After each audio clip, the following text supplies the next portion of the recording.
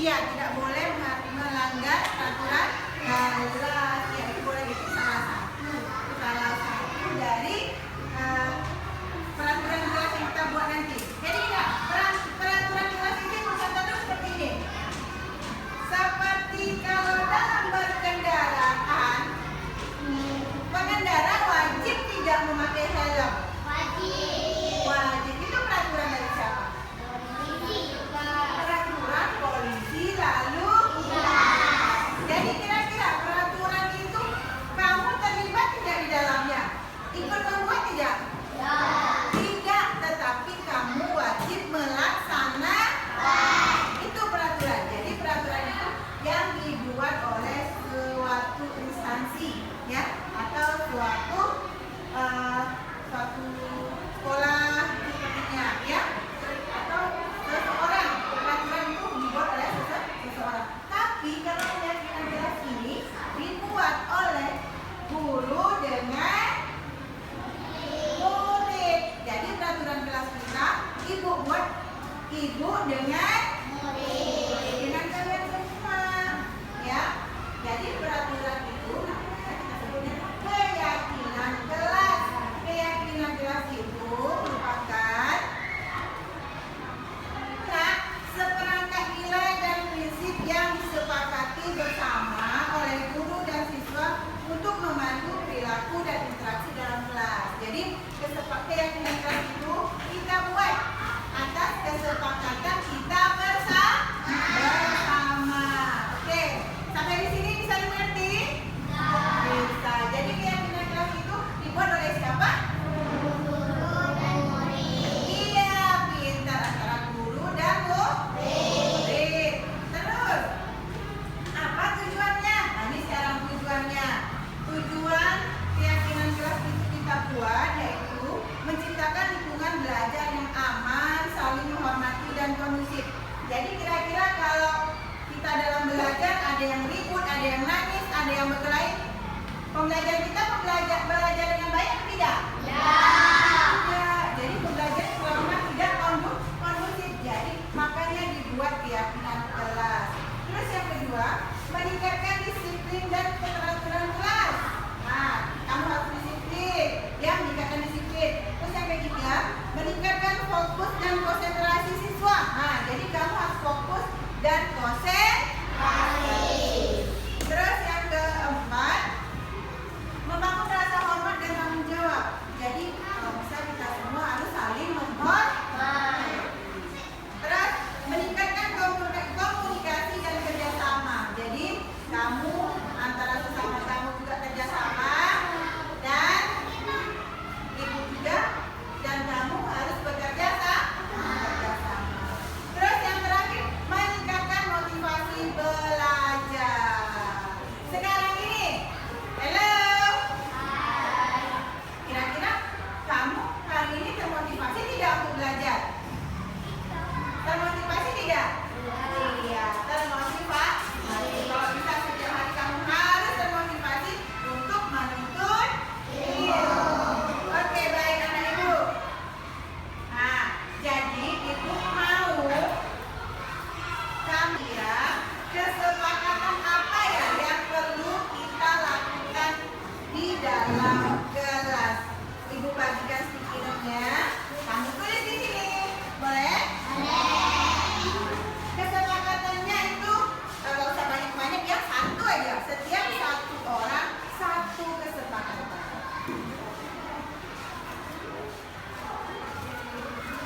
Namanya nggak usah dibuat, tinggal buat itu aja.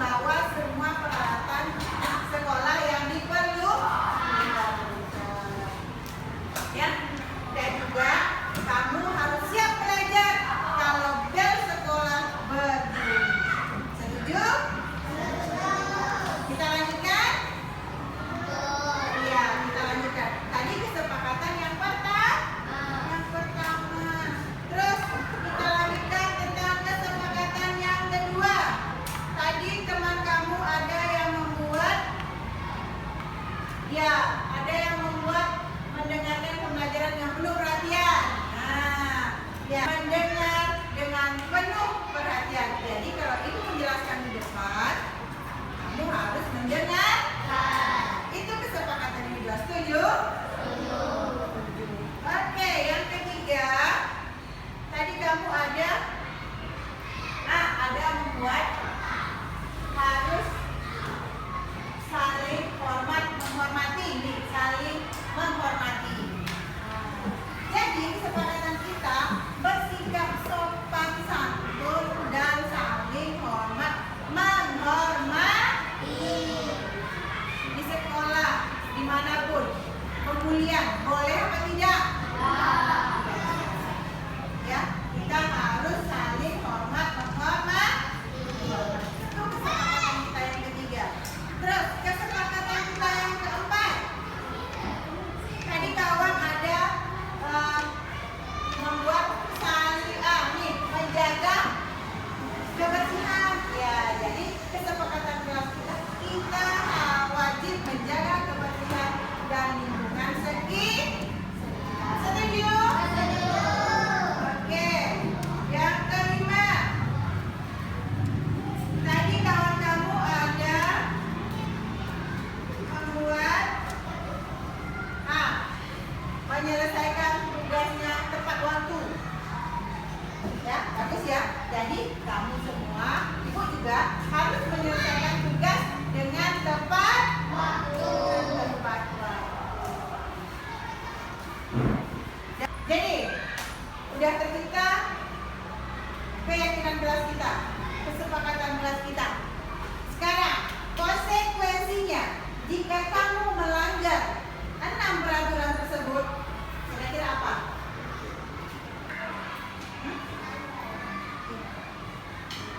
Misalnya apa?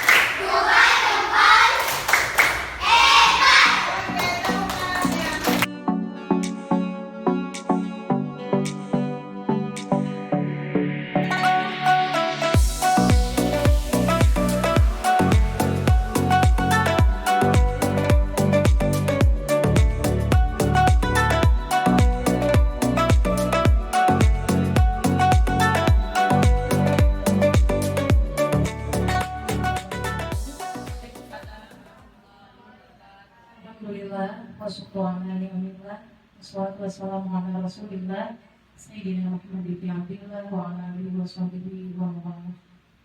Yang kami hormati Ibu Kepala Sekolah SD 50 Bengkulu Kalis. Alhamdulillah, pada hari ini kita bisa berkumpul semua di sini dalam acara presentasi dari salah satu calon guru penggerak kita, Ibu Romadiah SPD MPD, calon guru penggerak angkatan ke-11, yang hari ini akan mempresentasikan aksi nyata budaya positifnya dengan judul diseminasi budaya positif. Untuk itu marilah kita mulai acara ini dengan mengucapkan basmalah. Bismillahirrahmanirrahim. Ibu Kepala Sekolah SDR 50 Bengkalis, kepada Ibu Sudarmi SPD SD kami persilakan. Waalaikumsalam.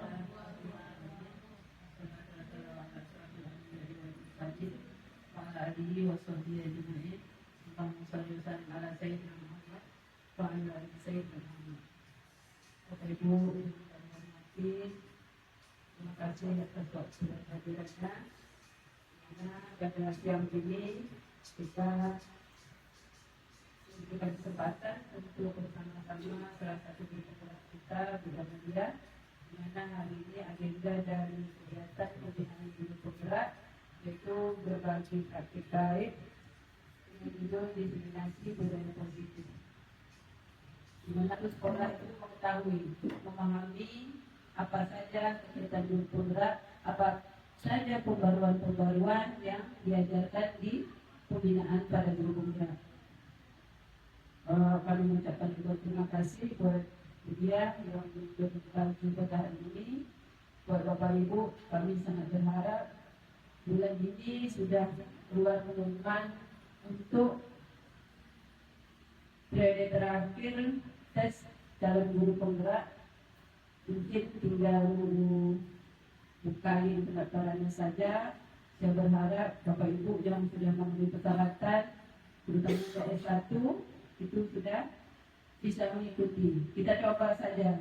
Kita sudah bisa belajar, bertanya, atau berbagi pengalaman dengan yang sudah seperti Pak Udin, Budia. Itu kalau mereka bisa, tentu saja kita bisa.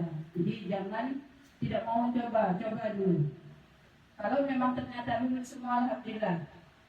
Saat nanti aja, ini kesempatan terakhir. Banyak manfaat dari guru penggerak tersebut.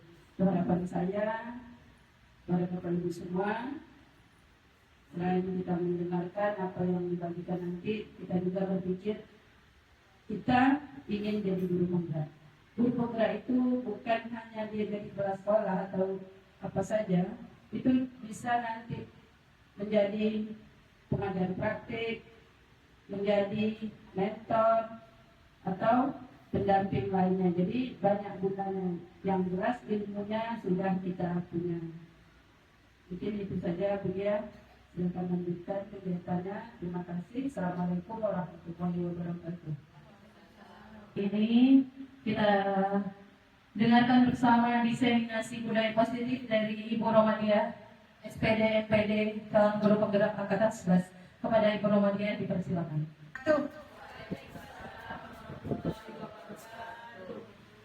Alhamdulillahirrahmanirrahim. Wassalatu wassalamu ala asyrafil anbiya'i wal mursalin wa ala alihi rasulillahi ajma'in. Amma ba'du.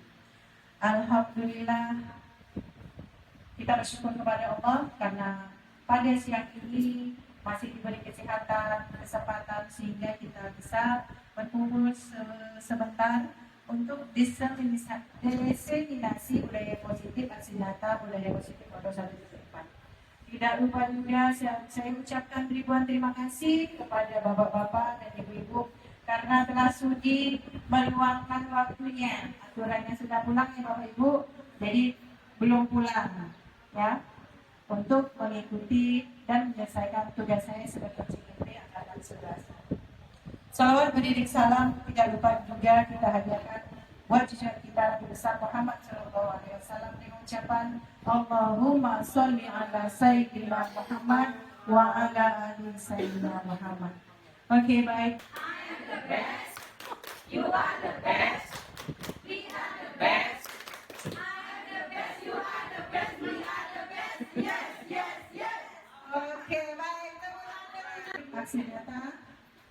budaya positif modul 1.4. Nah, di sini ada perubahan paradigma belajar. Ya Bapak Ibu, di sini termasuk ada disiplin positif, nilai-nilai kebajikan, hukuman, konsekuensi atau restitusi, keyakinan kelas, 5 kebutuhan dasar manusia, 5 posisi kontrol, dan segitiga restitusi. Jadi konsep intinya itu mengimplementasikan budaya positif yang dapat membantu murid belajar dengan aman dan nyaman sesuai filosofi Ki-Hajar Dewantara. Jadi dari pengetahuan, sedikit pengetahuan yang Bapak Ibu dapatkan nanti bisa Bapak Ibu implementasikan di kelas Bapak Ibu masing-masing. Oke Bapak Ibu, sebelumnya tangan Bapak Ibu ada suatu barang, ada kertas, ada tulisannya. Terus Ibu genggam, terus teman sebelah ingin melihat apa isi di genggaman Bapak Ibu. Kira-kira di genggaman tersebut bisa tidak Ibu buka melalui rayuan, ancaman, atau kerjasama, terserah. Bisa Bapak Ibu? Jadi berpasangan. Berpasangan, coba yang satu menggenggam, yang satu merayu. Kira-kira genggamannya itu bisa nggak dibuka?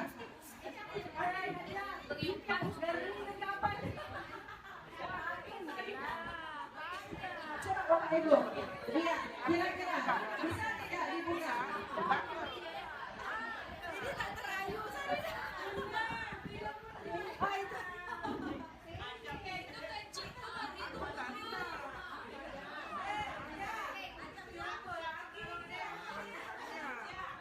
Oke, coba praktekkan ya. Kita praktekkan sama-sama. 1, 2, 3. Cari teman sebelahnya. Kira-kira bisa apa tidak dibuka?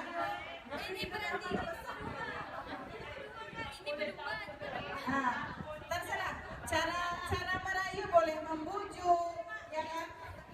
Boleh mengancam, boleh menghardik, boleh menyuap, apa saja. Asalkan dapat membuka telapak tangan. Di depan ini kan ada benda nih. Di belakang kan ada benda. Terus Bu Yuli ingin melihat apa isi dalam kepala Dinda tersebut. Terserah Dinda mau buka kah apa tidak. Terus Bu Yuli terserah boleh merayu Bu Dinda, boleh mengancam Bu Dinda. Awas Bu Dinda kalau tak buka ini nanti ya. Awas. Itu sampai barangnya kebuka apa enggak? Itu terserah Bu Dinda. Ya. Terserah Bu Dinda mau dibuka apa tidak buka.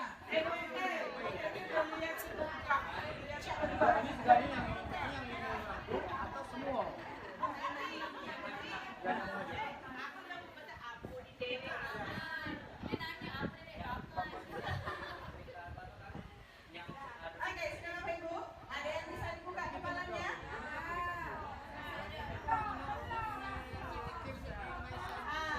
Berarti itu terserah tergantung pada diri kita masing-masing. Walaupun teman sebelah mengancam, awas kau balik nanti ya, aku ancam. Tapi kita tetap dengan pendirian kita tak akan membuka apa yang ada di genggaman kita. Oke, baik Bapak Ibu.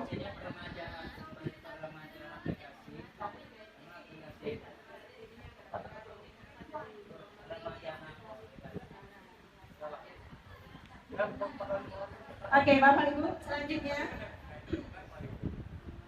pembelajaran dengan paradigma baru. Perubahan paradigma belajar merupakan pembelajaran yang dirancang berdasarkan Pancasila. Semuanya tahu kan Bapak Ibu produk Pancasila? Oke, bisa kita nyanyi sama-sama? Oke, Pancasila beriman dan bertakwa pada Tuhan yang esa dan berakhlak mulia, berkebinekaan positif, yang mana yang artinya mendisiplinkan diri, yang memiliki tanggung jawab terhadap apa dengan nilai yang kita yakini. Kita mendisiplinkan diri dengan nilai yang kita yakini. Terus disiplin positif merupakan salah satu penerapan disiplin yang tujuannya untuk menumbuhkan kesadaran serta memberdayakan peserta didik tanpa imbalan, reward, punishment, membuat rasa bersalah, mampu menguatkan karakter. Karakter ini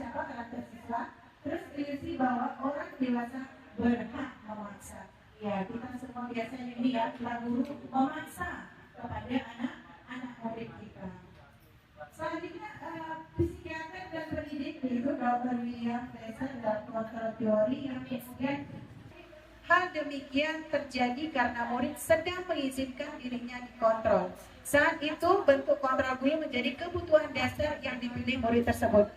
Jadi anak-anak harus dipaksa dulu, ya, anak-anak harus dipaksa dulu baru berbuat.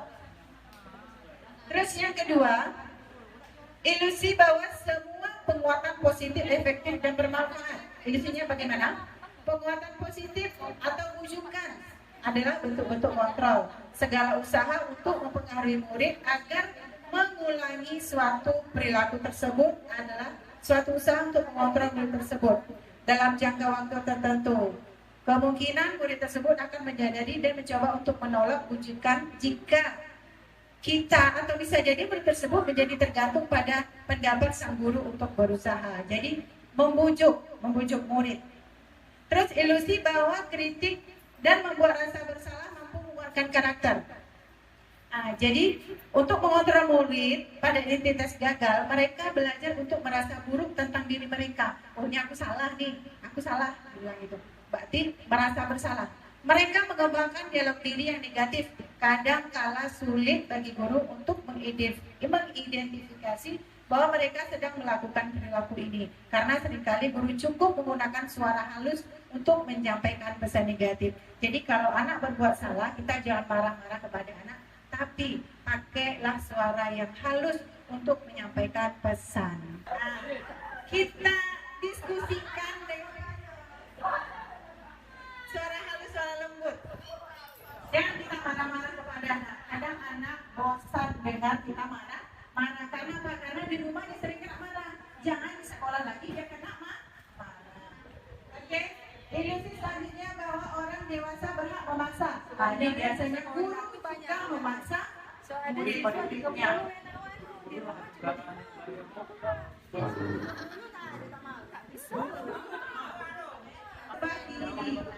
Dari paradigma stimulus respon kepada pendekatan teori kontrol. Kadang anak bosan dengar kita marah.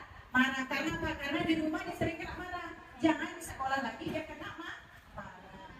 Oke? Ilusi selanjutnya bahwa orang dewasa berhak memaksa. Ini biasanya guru suka memaksa murid-muridnya.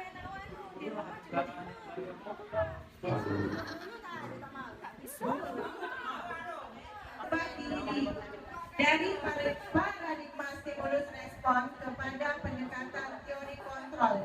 Ini oleh Stephen Covey, Principle Centered Leadership.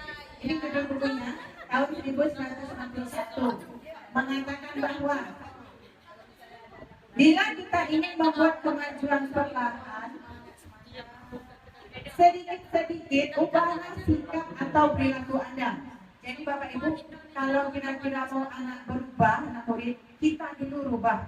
Bagaimana cara kita mengajar dan mendidik anak. Seperti kita ketahui bahwa di sekolah, guru tidak hanya sekedar mengajar, tetapi juga guru sebagai mendidik. Namun bila kita ingin memperbaiki cara-cara utama kita, maka kita perlu mengubah kerangka acuan kita. Pola pikir kita ubah dulu. Ubahlah bagaimana Anda melihat dunia, bagaimana Anda berpikir tentang manusia. Ubahlah paradigma Anda, skema pemahaman dan penjelasan aspek-aspek tertentu tentang realitas dunia ini nyata, bukan mimpi. Ini ada stimulus responnya, ini ada teori kontrolnya. Kalau stimulus respon, kalau realitasnya kebutuhan kita sama, tapi teori kontrolnya kebutuhan kita berbeda. Terus semua orang melihat hal yang sama. Pada teorinya, setiap orang memiliki gambaran yang berbeda. Terus kita mencoba mengubah orang agar berpandangan sama dengan kita. Ternyata tidak bisa. Kita berusaha memahami pandangan orang lain tentang dunia. Jadi setiap kita mempunyai beda pandangan. Terus perilaku buruk dilihat sebagai suatu kesalahan. Nah, teori kontrolnya, semua perilaku memiliki tujuan. Begitupun anak, biarpun anak membuat kesalahan, tujuannya apa? Kita tanyakan dulu. Pasti ada tujuannya. Misalnya, dia menarik perhatian gurunya. Iya kan Bapak Ibu? Selalu kan? Dia kadang berbual lah, mencolek kawan lah. Supaya apa? Supaya dia kita perhatikan. Iya, seperti itu. Terus, orang lain bisa mengontrol saya. Di teori kontrolnya hanya Anda yang bisa mengontrol diri Anda. Iya kan Ibu? Orang lain yang bisa mengontrol diri kita sendiri yang bisa mengontrol kita sendiri. Terus saya bisa mengontrol orang lain. Anda tidak bisa mengontrol orang lain. Terus pemaksaan ada pada saat bujukan gagal. Terus ada juga kolaborasi dan konsensus menciptakan pilihan-pilihan baru. Terus yang terakhir model berpikir menang atau kalah. Di sini model berpikir menang-menang. Jadi tidak ada menang kalah, artinya menang-menang. Oke, adapun nih tujuan dari disiplin positif menanamkan motivasi pada murid, yaitu menjadi orang yang mereka inginkan dan menghargai diri sendiri dengan nilai-nilai yang mereka percaya. Ketika murid-murid memiliki motivasi tersebut, mereka telah memiliki motivasi intrinsik yang berdampak jangka panjang. Motivasi yang tidak akan terpengaruh pada adanya hukuman dan hadiah. Mereka akan tetap berperilaku baik dan melandaskan nilai-nilai kebajikan karena mereka ingin menjadi orang yang menjunjung tinggi nilai-nilai yang menghargai untuk mencapai suatu tujuan mulia. Jadi Bapak Ibu, tujuan dari disiplin positif ini menjadikan anak kita ya yang menghargai diri sendiri dan dengan nilai-nilai yang mereka percaya. Setiap anak pasti mempunyai karakter dan keunikannya berbeda-beda. Tinggal kita yang lagi mengarahkan ke arah yang mana. Nah, sekarang mari kita membahas tentang konsep disiplin positif yang merupakan unsur utama dalam terwujudnya budaya positif yang kita cita-citakan di sekolah kita. Nih, jadi kebanyakan guru memang betul-betul punya itikat baik, harus punya betul-betul memang dari dalam diri kita sendiri. Aku ingin berubah, aku ingin menjadi orang yang lebih baik lagi.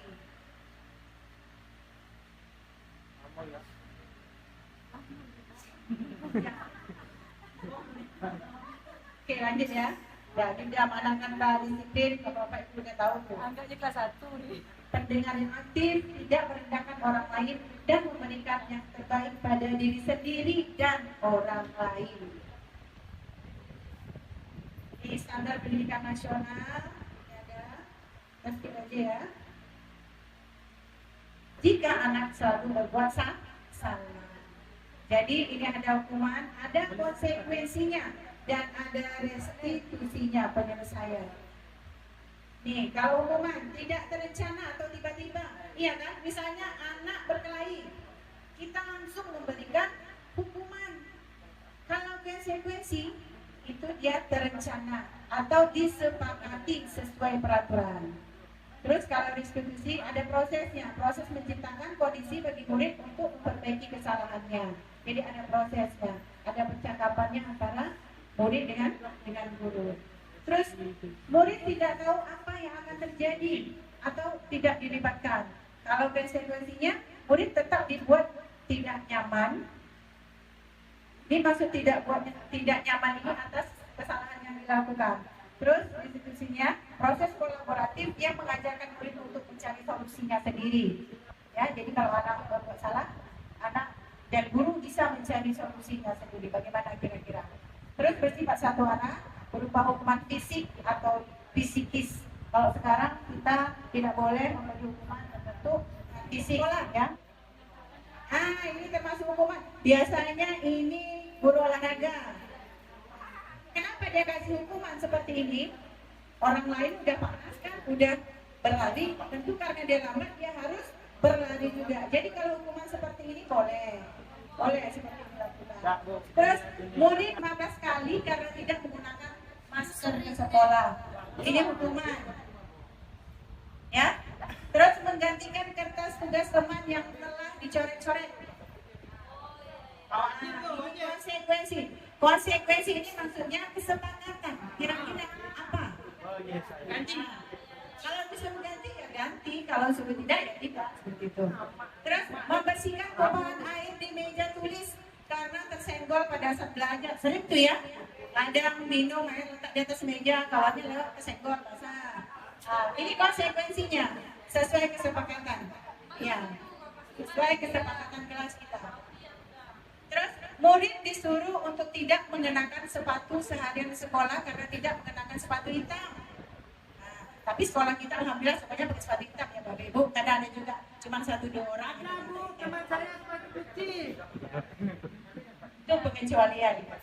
Terus yang terakhir, lari mengelilingi lapangan basket 2 kali karena terlambat 10 menit untuk pelajaran PJOK. Ya Bapak Guru PJOK. Ini diberikan konsekuensi Pak, jangan hukuman. Ya, konsekuensi lari mengelilingi. Karena apa? Karena kesepakatan itu tadi. Iya kan? Cakap tadi dunia olahraga bedo. Ya, itu olahraga. Ini motivasi perilaku manusia. Ya Bapak Ibu, ini yang saya bilang tadi ada motivasi yang dari luar, ekstrinsik. Untuk menghindari ketidaknyamanan atau hukuman, untuk mendapatkan imbalan atau penghargaan dari orang lain. Itu dari motivasi ekstrinsik. Ini ada motivasi dari intrinsik untuk menjadi orang yang mereka inginkan dan menghargai diri sendiri dengan nilai-nilai yang mereka percaya. Jadi kira-kira motivasi mana yang bagus Bapak Ibu? Motivasi ekstrinsik atau intrinsik? Kedua paling bagus. Iya, kalau bisa lebih banyak motivasi intrinsik daripada motivasi ekstrinsik. Ini misalnya 70% yang ekstrinsik, 30%. Sekarang saya mau tanya, keyakinan kelas. Mengapa keyakinan kelas? Di kelas kita kan ada keyakinan kelas nih. Mengapa keyakinan kelas bukan peraturan kelas? Apa bedanya keyakinan kelas dengan peraturan kelas? Aku penting. Bapak Ibu, yang buat keyakinan kelas siapa? Yang membuat keyakinan kelas, tolong jelaskan. Ibu Aci membuat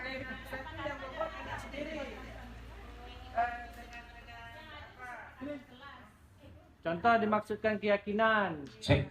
Oke, saya tambahkan untuk keyakinan kelas itu yang membuat adalah anak peserta didik kita sendiri atas berdasarkan kesepakatannya, bukan kita selaku guru yang membuat keyakinan kelas. Kalau peraturan kelas itu kan guru yang membuat, harus begini, harus begini, harus begini. Nah, kalau keyakinan kelas kita serahkan kepada anak kita, mereka lah yang mengatur, mereka lah yang membuatnya. Apa kesalahannya, apa aturannya, apa hukumannya, itu mereka sendiri. Itu keyakinan. Sedikit Pak, Nah, contoh keyakinan kelas itu seperti Macam apa? mana? contoh umpamanya memberi tugas kebersihan kelas. Ternyata di salah satu kelompok tidak membersihkan. Nah, dari kesepakatan mereka tadi, apa hukuman yang akan diberikan oleh kelompok satu tadi yang tidak membuat kebersihan? Kesepakatannya, apakah mereka setelah jam pulang nanti dibersihkan lagi, tiket lagi? Berarti bunyi dari keyakinan itu sama dengan kesepakatan kelas. Peraturan kelas. Nah, Ya, sama. sebenarnya tapi tidak serupa. Keyakinan kesepakatan itu sama tapi tidak serupa. Sama tapi tidak serupa. Kalau keyakinan itu kan mereka sendiri yang buat aturan, mereka sendiri yang ngebagal. Kalau peraturan ini itu ikut campur kita, guru. Bentar Pak, Nah. ini Pak. Kelas itu apakah kita boleh menggunakan tidak membuang sampah sembarangan? Ada kata tidak di keyakinan kelas tersebut.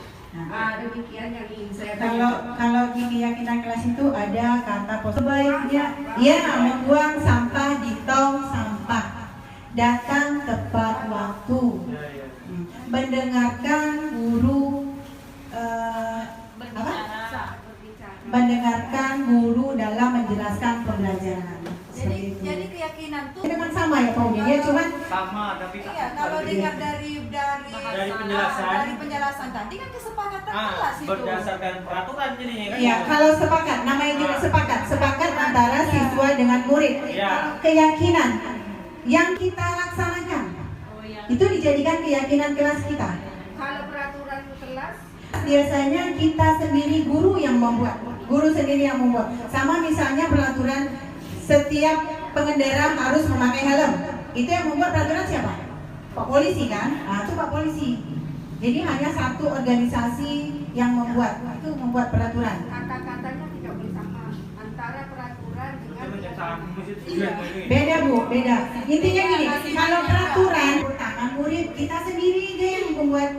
Tidak boleh ribut dalam kelas. Nah, kalau aturan itu jelas berbeda. Ya. Sekarang kan keyakinan dengan kesepakatan. Tadi Iya. peraturan Iya, kalau aturan udah berbeda itu mak pengertiannya. peraturan dengan keyakinan ini bukan Yang ini Bapak. Yang saya tanyakan itu keyakinan kesepakatan. itu tadi. Iya, yang Kalau selama ini kesepakatan kelas ya Bu, ya. Tapi di guru penggerak namanya keyakinan kelas. Di situ Tapi Iya. ada tapinya ya Bunda ya. Maknanya lebih mendalam. Udah kita sepakati, kita yakinkan bahwa kita laksanakan oh benar-benar. berarti ada susunannya kan itu lebih dalam Iya, lagi. keyakinan kelas. Ini baru masuk. Iya, makanya kita membuat keyakinan kelas itu harus ada kesepakatan. Tetap harus ada kesepakatan antara murid dengan guru. Seperti itu. Bisa dimengerti Bunda? Nah, ini Bapak, Iya. kalau tadi kan Belum ada penjelasan. Bapak tadi kesepakatan itu antara Guru dan murid. Iya, sementara keyakinan siswa saja tadi katanya. Tidak ada. Melibatkan Tapi- guru. Kan udah lain lagi. Memang pengertiannya. benar Kak, sama kayak ibarat Iya. kita yakin bahwa Tuhan itu ada. Nah, Iya. seperti itu bahwa kita yakin peraturan ini harus kita lakukan. Tapi tetap Bunda yang pertama kan kepada anak keyakinan-keyakinan apa yang diinginkan dalam kelas. Itulah Setelah itu kita buatlah. Berarti gini. Tapi kenyataannya adalah kesepakatan antara guru dan siswa. betul. Hasilnya tetap Hasil dari kesepakatan timbul keyakinan kelas. Iya. betul. Jadi kalau dibilang keyakinan kelas dengan mengapa bukan peraturan kelas tidak harus Ya, sekarang di sini keyakinan kelas, bukan di kelas itu menyebutkan peraturan kelas. Iya, Itu iya, aja. iya. Ya, pas, Ya, masalahnya itu kan. Kalau keyakinan ini kita bersama-sama lah sama murid musyawarah kan. Kalau peraturan ya kita sendiri. Ya. Aja. Baik Bapak Ibu sangat seru. Tepuk semangat.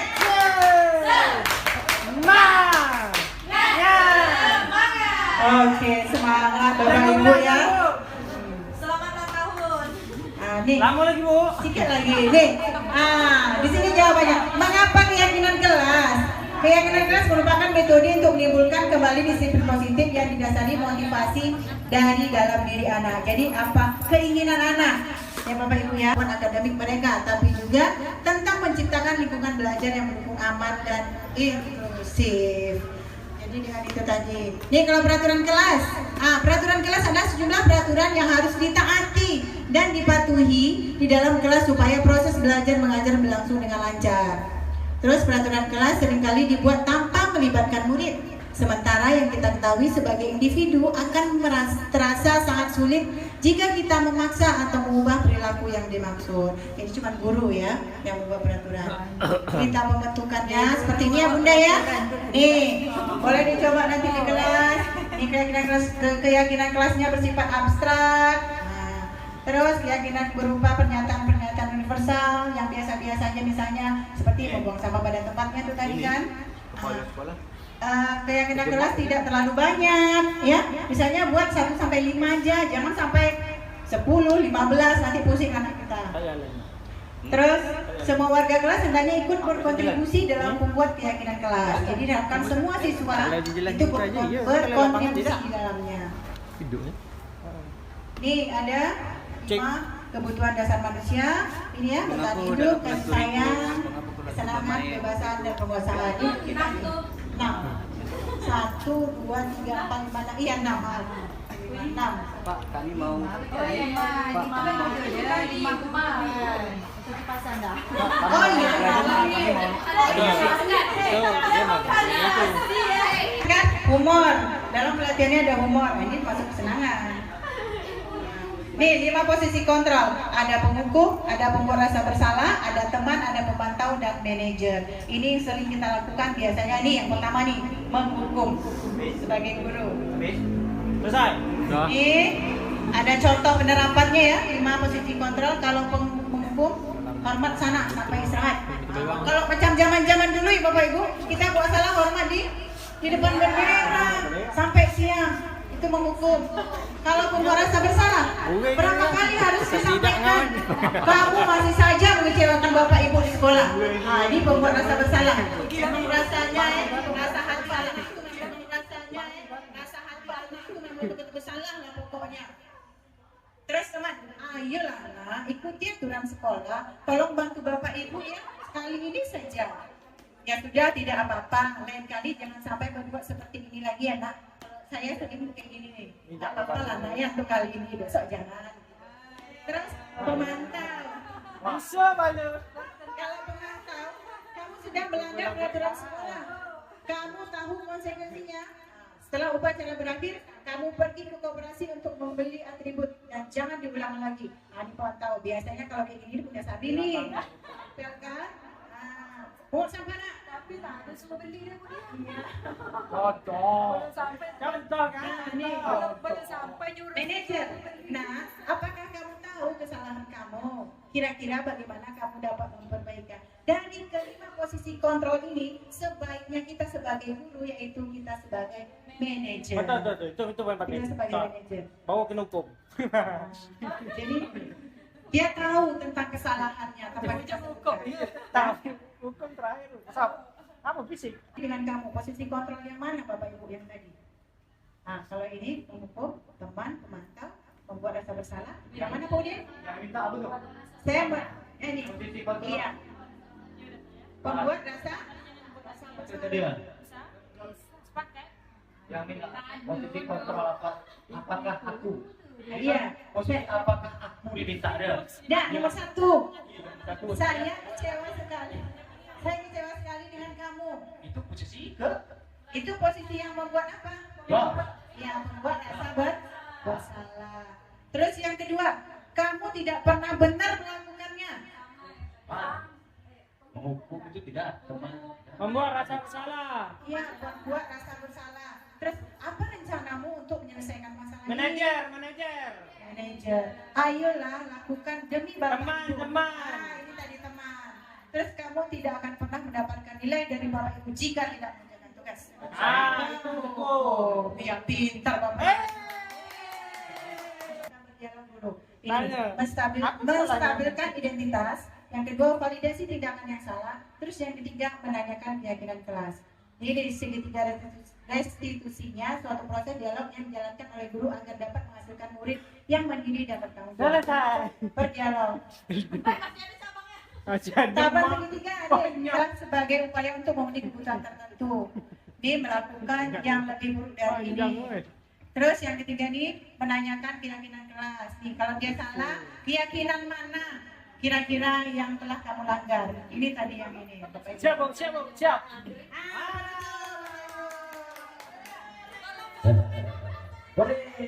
Baik Bapak Ibu, kita bertanggung jawab untuk menyiapkan dan generasi kita sangat bergantung pada diri kita melalui apa yang kita persiapkan untuk masa depan mereka. Dan semuanya tergantung dari apa yang kita lakukan dan persiapkan mulai saat ini. Seperti menerapkan budaya positif di kelas dan merancang pembelajaran yang berpihak pada murid. Bapak Ibu boleh. I am the best. You are the best. We are the best. I am the best. You are the best. We are the best. Yes. Oke, baik teman-teman. Demikianlah kegiatan diseminasi dari saya. Semoga apa yang saya berikan itu bisa nanti dilakukan di sekolah. Demi untuk apa? Demi untuk kemajuan anak didik kita. Ya Bapak Ibu. Siap, Bu. Oke, Siap. sekian dari saya. Terima kasih atas perhatiannya. Assalamualaikum warahmatullahi wabarakatuh. Waalaikumsalam warahmatullahi wabarakatuh. Tepuk tangan. Bapak Ibu, demikianlah pemaparan presentasi dari calon guru penggerak kita Ibu Romadia SPD MPD. Terima kasih atas segala perhatiannya. Semoga apa yang disampaikan bisa menjadikan ilmu yang bermanfaat untuk kita semua. Marilah kita tutup acara ini dengan mengucapkan alhamdulillahirabbil alamin. Wabillahi taufiq wal hidayah. Wassalamualaikum warahmatullahi wabarakatuh.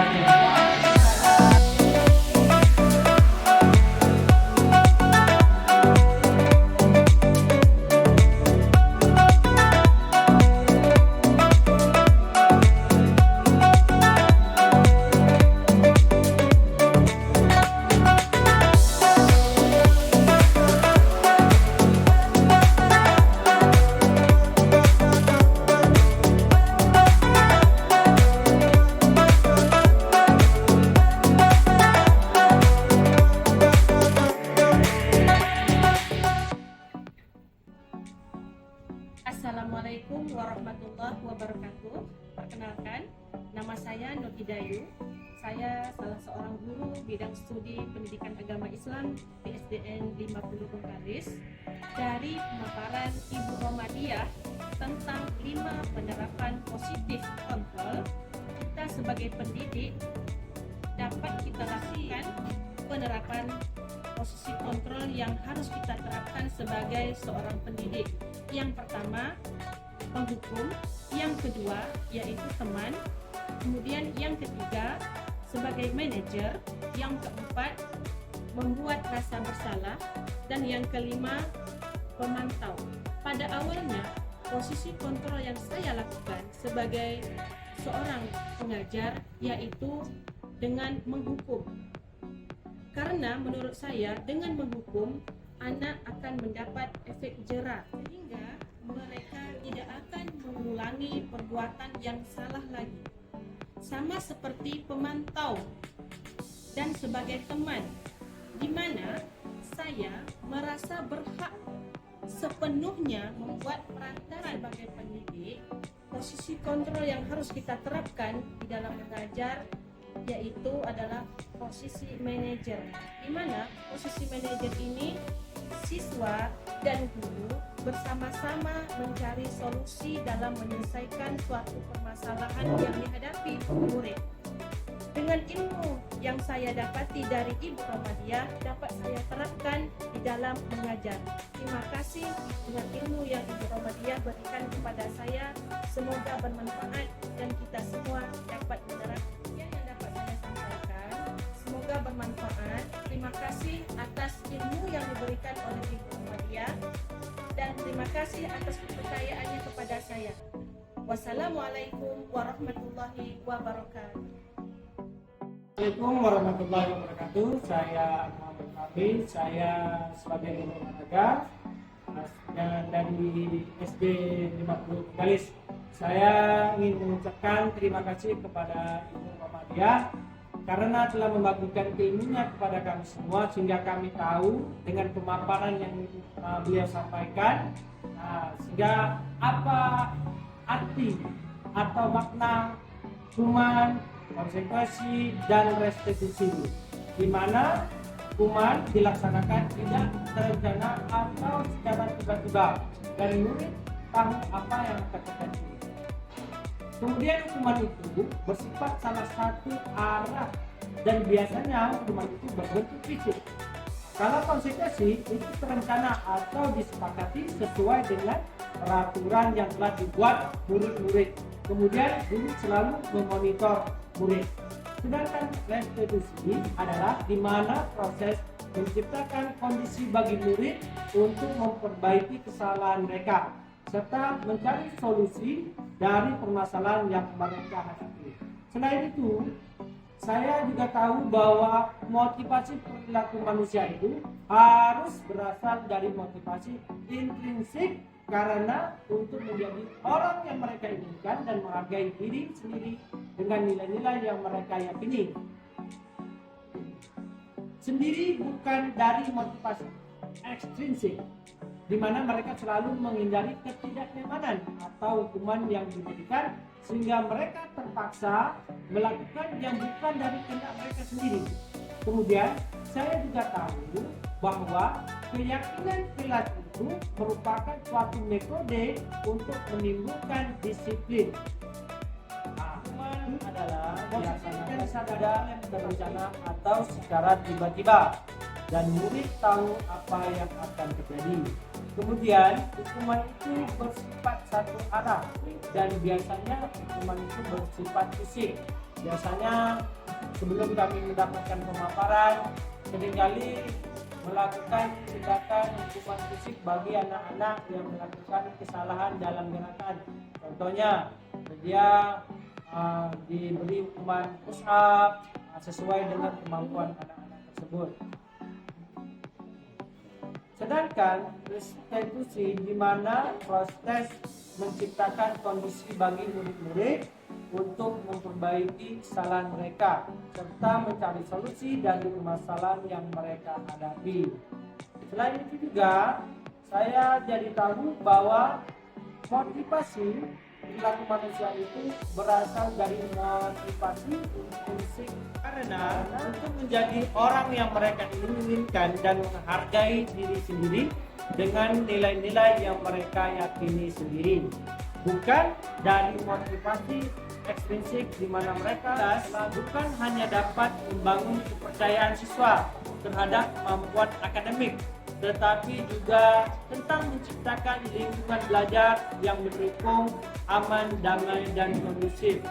Nah, karena apabila semua ini sudah tercipta, insya Allah akan menjadi anak-anak yang lebih baik, yang lebih diharapkan oleh guru-guru tersebut. Terima kasih saya ucapkan kepada Ibu Romadia dan pemaparan tersebut sangat bermanfaat sekali bagi kami sekali lagi. Dan kami ucapkan kepada Ibu Romadia, semoga depan menjadi lebih sukses, sehat selalu dan semakin cantik dan jaya. Ini dengan wabillahi taufiq wal hidayah. Assalamualaikum warahmatullahi wabarakatuh.